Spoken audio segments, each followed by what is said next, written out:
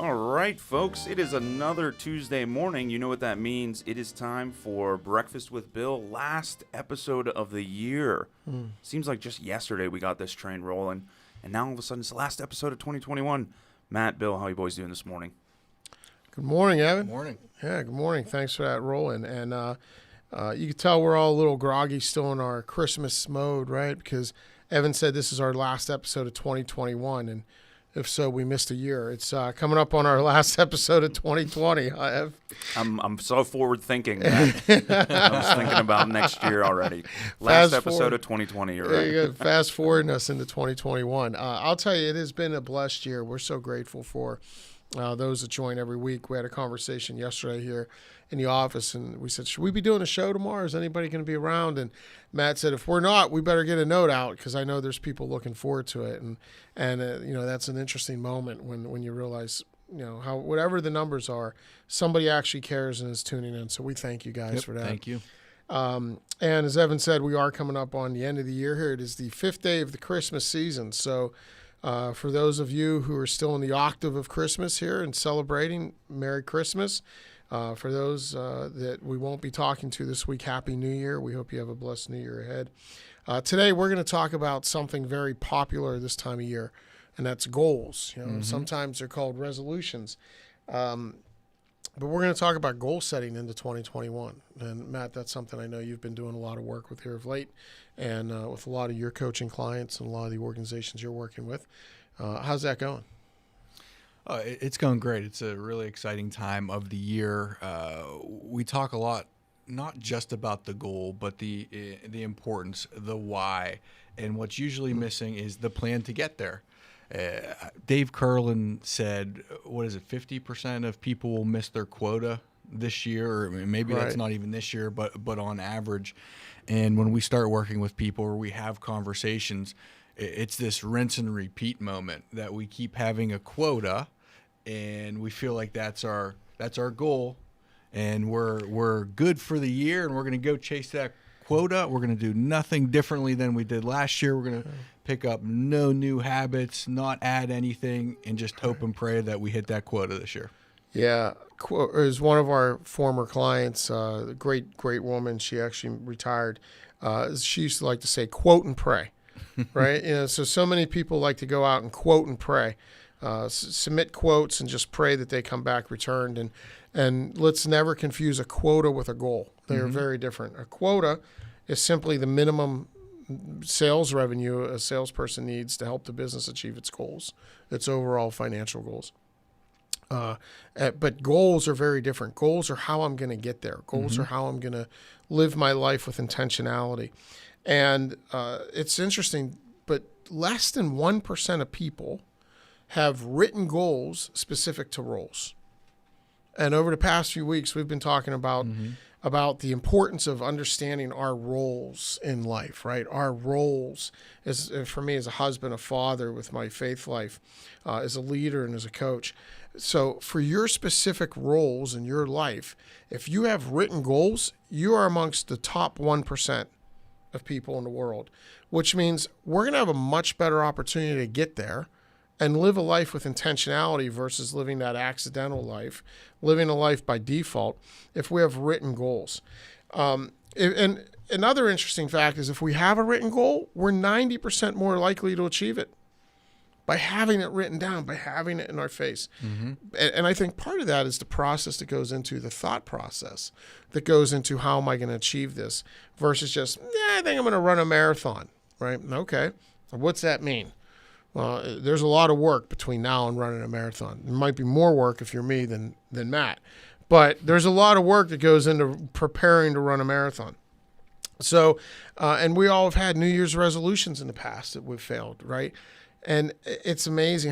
What percentage of New Year's resolutions do you think fail by January 15th? Many of mine. 85%. 85% of New Year's resolutions are blown up by January 15th. Why? Because most people can't remember them. Because you lay around eating pork and sauerkraut saying, I'm going to do this, I'm going to do that, and I'm going to do that. And then, like, by January 15th, you're like, what was that again? Where if it's written, we have to start planning. So, And let me say something about just that. The pork having and sauerkraut. Well, I do love that. yeah. And Mom, if you're listening, please make Which sure she you have us probably is. over. Yeah. But we do an SCIA. And when we do the SCIA, SCIA is the sales effectiveness and improvement analysis that we use at the beginning of a sales consulting engagement, which helps us evaluate the sales team. and one of the questions asks about goals, and specifically, are they written? And when we first go in, and many sales teams and organizations fail on goal setting, they say, "I can't believe that. I have goals." Okay, where are your goals? They're all up here. And that just speaks to the power of writing it down, having everyone understanding where their goals are personally, professionally, as a team. And there's just so much importance to that and to having them together. It's funny, Matt and I delivered an SCIA, the results of an SCIA about a month ago. And a new client of ours, wonderful people. I mean, like really, really good people. We're so grateful they're working with us now. And in the middle of the review, when we shared that nobody on the team was goal-oriented, the CEO couldn't believe it. And he was incredulous. He was like, there's no way.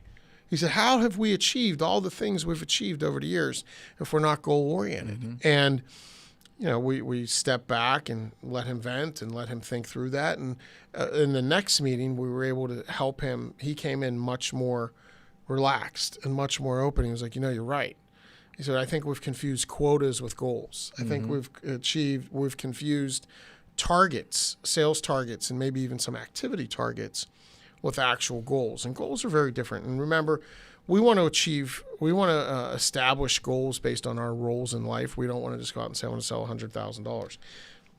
And there's an exercise I've been taking certain people through, tying those together and getting back to the importance and the why. And when you can tie some of the personal roles with the professional roles and goals and quota, there's a lot of good things can happen. And the way I do that, I ask, if you're able to sell more, and I figure out what more is X, make $15,000 more next year, what would you do with that money? Many people say, save it. Right. Okay, let's dig a little deeper. Why? If you say save, that's fine. Why are you saving that? Well, for security. Okay. For who? Who are you protecting? Well, I really like to help my daughter out, as she starts to pay off loans or whatever that may be. Okay. How does that make you feel when you're able to do that? How much money do you actually get? And you go down this path, and it's amazing not only how many times it ends in tears, but you see the light bulb go off, because there are a lot of salespeople out there that aren't extrinsically motivated, and that's okay. But they just think about the quota and, yes, I hit it. No, I didn't hit it. And I love the $15,000 conversation, because now it's not, I'm going to hit my quota. It's, I'm going to hit my savings plan, which looks like this and does that and helps this person. So for those of you that are really trying to tie all the roles and the why and the goals together, ask yourself, what would you do with $15,000? Usually it's not spending on something, it's someone. And just keep going deeper and deeper and deeper.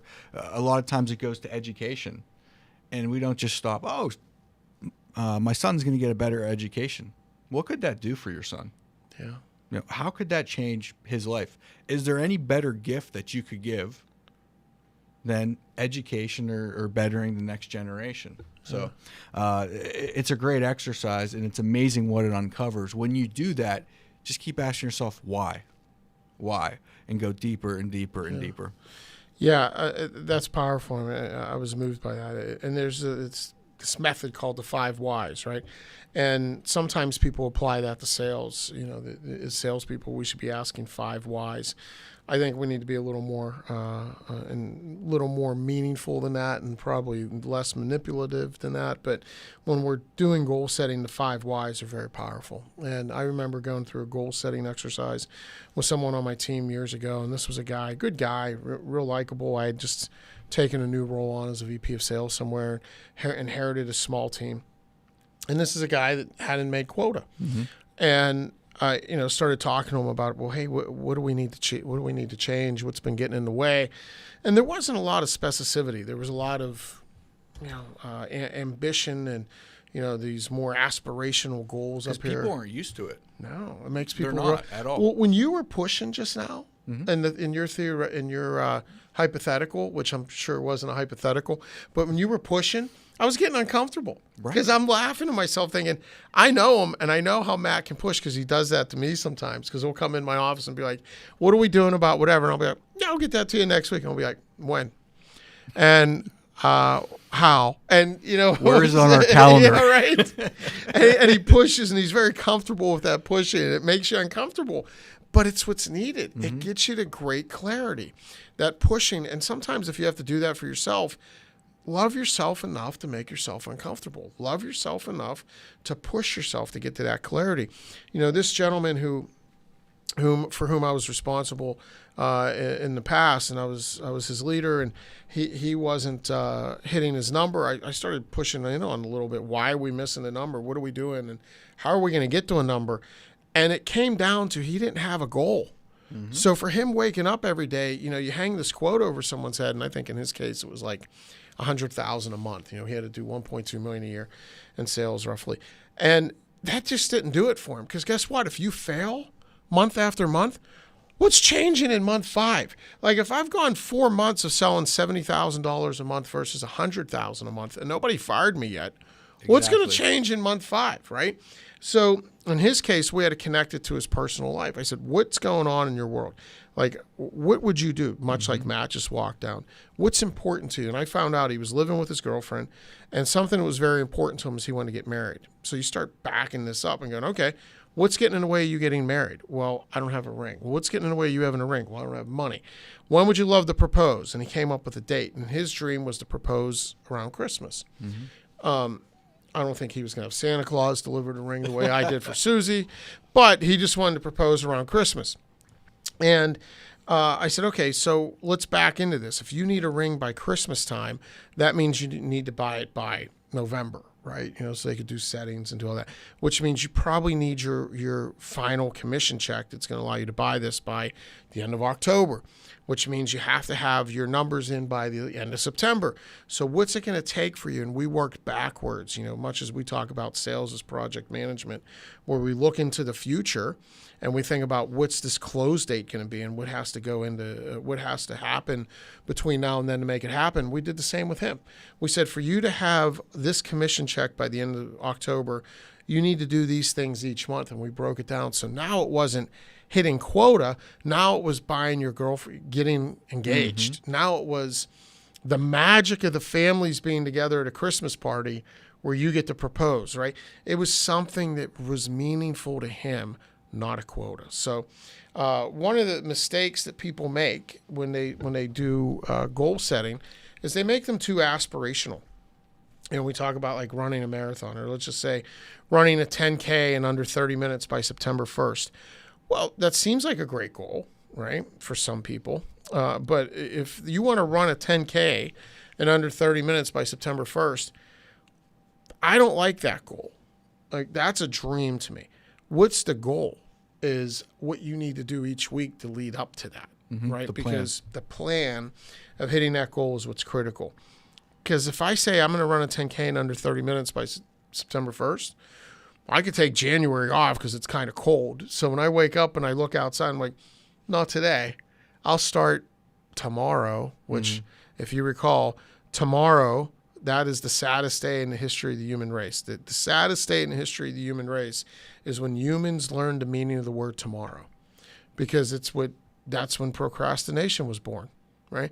And if we think about how many of our goals we never achieve because we say, I'll start tomorrow or I'll do that tomorrow, it's sad. So we need to really break that down and say, what am I going to do daily? What am I going to do weekly? How am I going to measure this, right? And not be aspirational. I think as we develop the goals, we have to start with the end in mind, because that's the dream. So saying that, hey, I want to run a 10K, great, dream about that. And it's amazing, by the way, how life breaks us down to not dream anymore, right? Because we become so busy with the busyness of life. We become so busy with living. What did you say to me today when we walked in? When we walked in the door, and we pulled into the parking lot at the same time we were walking in. I said something about how was the night with Lucy. It felt like Groundhog Day. Yeah, right. How many of those days do we wake up and it feels like Groundhog Day, and we get so busy with living that we forget to dream, right? So have dreams, and our goals, our written goals, are just proof that we have dreams. So getting down to dreaming again is important, because we have to think about what are the great things we want to do. And don't be, when you start dreaming, your goals are going to be small. It's going to be like take a vacation, right? And by the time you're done, you're going to have all these big, if you start a list of dreams, and I've actually done this exercise with Matthew Kelly's Dream Manager book. If you go down the list, by the time you get to like number 50 or 60, they start becoming big dreams. And we encourage you to dream big, and then break down the small action steps that are going to allow you to realize those dreams. Remember that those dreams shouldn't have words in them like more, less, or better, right? Because those aren't goals. More, less, or better, like I want to eat less, I want to sleep more, I want to read more, I want to become better at something. No, those aren't goals, right? There's no clarity to those. So have clarity to those. They need to be extremely measurable, and that's my biggest pet peeve probably when we're talking about the goals in the plan. As you said, I'd love to sell more next year. What the heck does that mean? I'd love to be in a meeting where somebody says that to you, because I'd love to see your reaction to that one. Where do I find more on a number line? It might be something you'd say. Yeah, exactly. That's usually not good. But another thing to keep in mind is habits. Be mindful as you're setting your goals, your habits. You talked about the 5 whys, I believe. I like to take it through sort of the one thing test. What's one thing that I have to do more of? What's one thing that I have to do less of? What's one thing that has to be different, or whatever you want to say with the one things? Because a lot of times we find that they're symptoms of other things when we're struggling.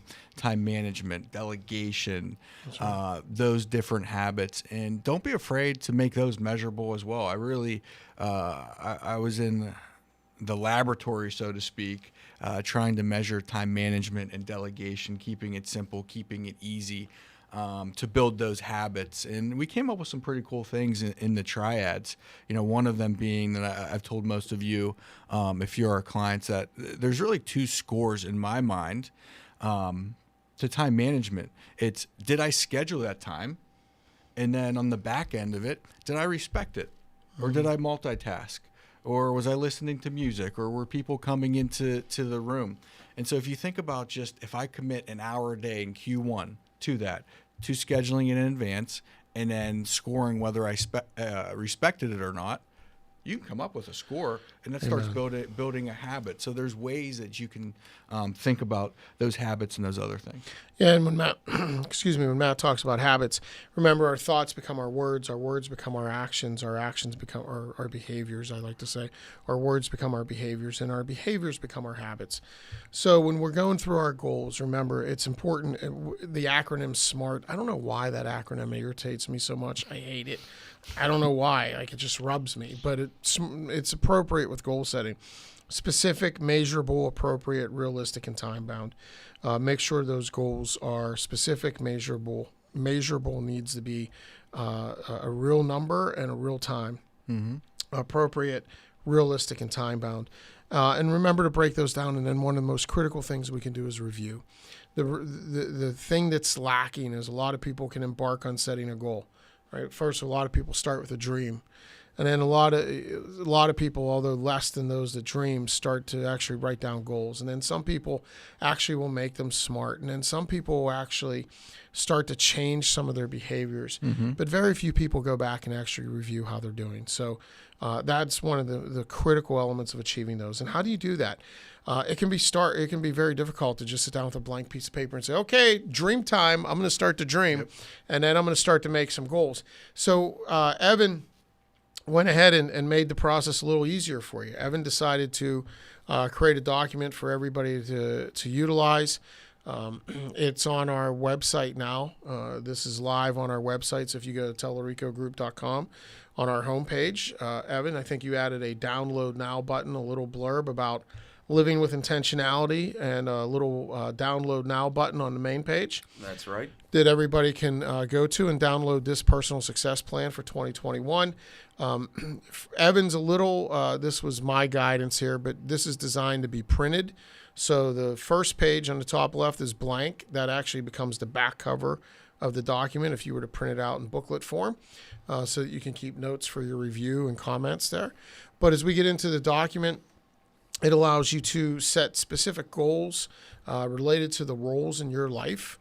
These are going to be, these are going to be the goals that you have personally. You'll note over on the right-hand side, there's a little scoring mechanism, as Matt likes to refer to. There's red, yellow, green, and we can take a review of how I did. So in Q1, how'd I do? Was it red, meaning I failed and didn't do it? Was it green, meaning I was successful and I'm on track? Or is it yellow, meaning I'm just afraid to give myself a red? And then below that are the 5 key relationships. Remember, we are human beings. We are built to live in communion with others. And as a result, the health of our life is often driven by the health of our relationships. So who are the 5 relationships, be they internal to your organization or external, meaning personal relationships, family, friends, whomever? And make sure you have both. Yeah, exactly. Yeah, because there's not all 5 of them are internal, not all 5 are external. And there's a mix of both. And who are they? Why are they important to us? And what's the quarterly activity I need to do to make this relationship better? Remember, these aren't necessarily relationships that are bad. These are just relationships that I want to be focused on in the year ahead to make great. Okay? And then what are my business development goals for 2021? Who's the company or contact? Why are they important to me? And how am I going to break into that organization or build a better relationship? These can be organizations that are on my prospect list. These can be organizations that I'm currently working with and I know I need to grow and expand. But this gives you a little written document, a little written map. And then on the right side there, we see what's our assessment and what's our progress. So who's going to be your evaluator? If you work with us, we'll give you feedback as your coach. But if you have somebody internal to your organization, if not, do you have an accountability partner? If not, is that you? Is that your spouse? Who's it going to be that can give you some feedback and comments that we want to capture in that conversation? And I think, can they download Dramamine on the website too, Evan, for the way we're navigating through this document? Sorry, it's I haven't practiced this much. This is the first time we've gotten this technical. My apologies. So you can download the document and a prescription for Dramamine from our website, I believe. So there's that. Please go ahead, take advantage of that, download that, and utilize that to help you live in a more intentional 2021. And what is that web URL again? I believe it is telericogroup.com. telericogroup.com. And we spell Telerico, Talerico. Group is group.com. Thank you for visiting that. Hopefully this document helps you live with more intentionality in 2021. What do we think, boys? Anything for the good of the order, or is that a wrap? I think that's the year. Quick message, last second here. Leanne Powell says multitasking - listening, watching, commenting, and printing the personal success plan. Well, Leanne, it sounds like you did that well. I'll talk to you in our one-to-one, Leanne. Thanks, Leanne. Thanks for being there. Thank you for your comment. And great job on that multitasking. I don't even think you have a spelling error in there, so that's impressive. All right, everyone. Thank you so much for being with us today. Thank you for being with us every Tuesday. And thanks for making 2020 a year filled with gratitude for us. One thing I didn't mention is on that personal success plan, as you go through it, when you start with a word of the year, right? When you start with your word of the year in mind, at the top of mind, it might filter the lens in which you fill out that plan. And I've shared with everybody, gratitude was my word of the year for 2020. Gratitude is going to be my word of the year for 2021. Do you have a word of the year for 2021? I'm down to 2. I'm not releasing it yet. Oh, wow. Well, Down to the wire. Will there be a press conference next week? Perhaps. All right. Evan, do you have a word of the year for 2021? I haven't even thought about it yet. So maybe shame is Yeah, the first one that comes to should mind. be, should be. We could talk about shame, and guilt is good, shame is bad. By the way, guilt is our conscience telling us when we're doing things right or wrong. Shame is when the devil tells us we're not good enough, and who could love you. So get rid of that shame, Evan. But we'll have one. So thank you all. Merry Christmas to you all. Happy New Year. God bless you.